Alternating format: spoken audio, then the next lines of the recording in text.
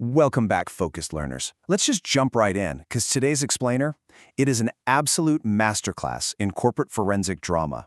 We're looking at a scenario where the most dangerous piece of evidence doesn't arrive with sirens blaring, right? No flashing red lights.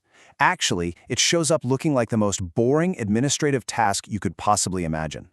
We are going to unpack how a single, mysteriously delayed export from a group chat, literally called Fast Track, completely unraveled a carefully engineered corporate narrative. If you really want to understand how accountability actually works in the modern workplace, well, you're going to want to pay close attention to this one. So right out of the gate, we meet strategy lead Maya Carter. She has this brilliant, kind of chilling realization when she spots a file, just sitting quietly on a desk. It's an export from that Fast Track group chat. But here's the kicker. It arrived a full 3 months late. Now, an average manager, they'd probably just file it away and forget about it. But Maya operates on a totally different level. She knows that the dangerous documents never look dangerous at first. She notices this supposedly trivial, delayed file has conveniently shown up right before the executives are supposed to officially approve their big corporate narrative. It's just a tiny crack in a massive wall, but she instantly sees it for exactly what it is. Section 1. The late chat export. When too late is a strategy. You know, whenever a corporation is trying to move past a scandal, executives just love to use incredibly soft, reassuring language.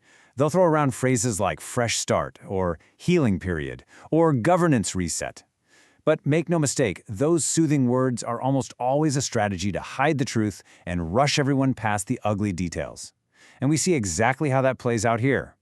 Legal counsel Pamela Trent comes in with the official corporate stance, basically saying, well, legal says the export is outside the review window. I mean, on the surface, that sounds entirely reasonable, right? Sounds like standard business continuity.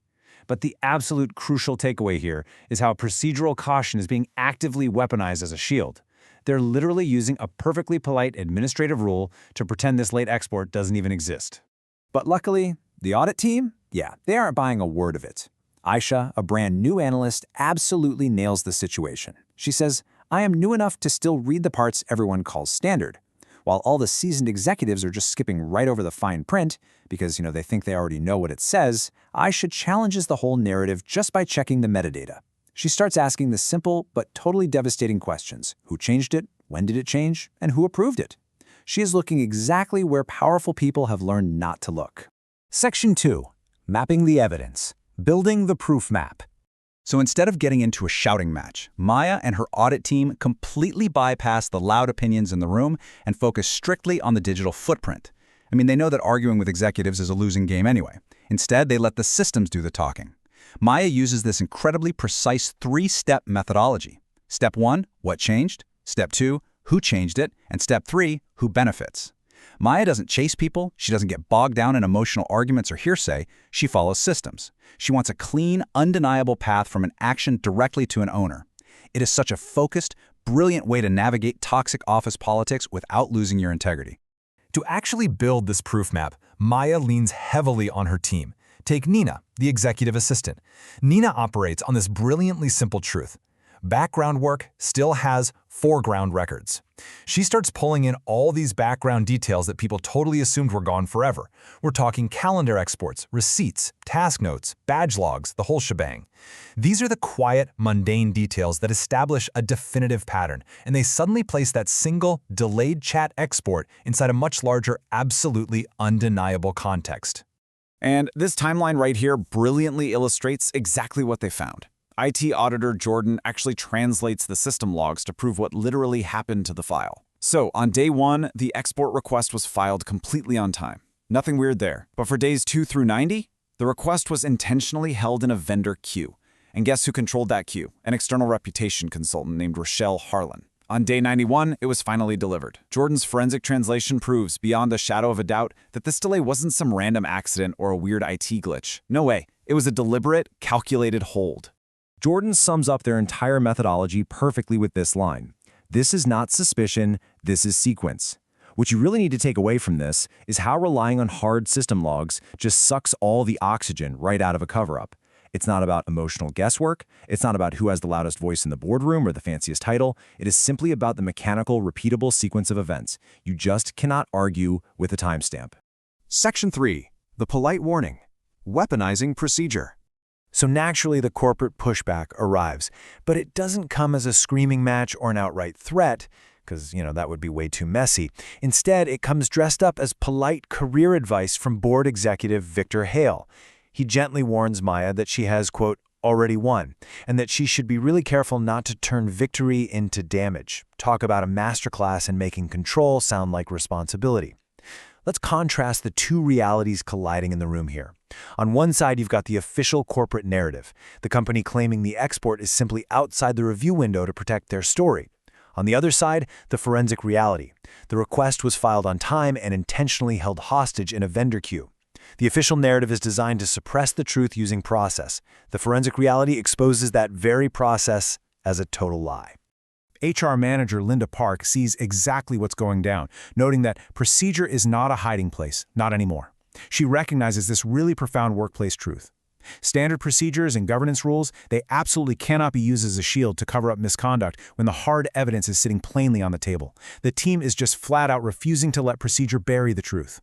Section 4. Confronting the cover-up. The real design appears. Okay, now we are reaching the absolute climax of our explainer. This is where Maya strips away every last comfortable excuse, every bit of that soft corporate language, and brings the delayed evidence directly into the harsh light of the boardroom. And here is the core deception they finally uncovered.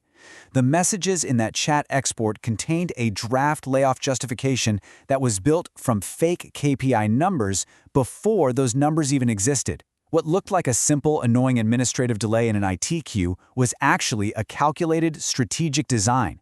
They delayed the chat export because it contained the smoking gun, undeniable proof that leadership was planning mass layoffs using fabricated data just to justify their actions. And the way Maya handles this confrontation, it is just incredible. She looks at them and says, I am not asking you to trust me. I am asking you to trust the record you created. Wow. She doesn't raise her voice. She doesn't make it personal or attack their character. She simply forces these executives to look at the undeniable mechanical system record that they themselves generated. It is an absolutely brilliant display of workplace justice. Section 5. Fixing the system. Systemic repair over quiet punishments. Now, the easy way out here, that would be to just quietly fire a few people, sweep the rest under the rug, and move on. But that doesn't actually fix the underlying issue, does it? The resolution here relies entirely on making permanent, structural changes to prevent the next lie from ever happening. Maya makes a massive, defining leadership decision. Do not quietly fix what can publicly teach. She flat out refuses a private behind-closed-door settlement. Instead, she insists on creating a system that protects future employees, people who will literally never even know this specific meeting took place. Because true accountability means leaving the door open for everyone coming up behind you. So, what does this systemic repair actually look like in practice? Well, here are the tangible rules Maya institutes. First, an expanded review window specifically designed to account for any future delays. Second, mandatory escalation clocks for vendor evidence. This mechanically ensures that a vendor delay, like that 90-day hold Rochelle Harlan used, can literally never be used to bury vital evidence again. The repair isn't just a promise, it's coded directly into the system's DNA. As we wrap up this explainer, independent board member Elise Warren poses a rhetorical question that I really want you to absorb. She asks, if this was harmless, why did it need to be hidden? That is such a powerful lens through which to view office politics, isn't it? It challenges all of us to think about the true, often obscured intent behind what people casually brush off as standard office delays or procedural hiccups. Which brings us to our final overarching takeaway. Evidence does not expire just because someone hid the mailbox. The truth always leaves a footprint, whether it's in a server log, a conveniently delayed chat, or a random batch swipe. I want to leave you with this provocative thought to chew on. In your own workplace, when something suddenly gets delayed, deleted, or quietly swept outside the standard review window, are you looking at a glitch or are you looking at a design? Keep questioning the systems around you, always check those background records, and I will see you in the next explainer.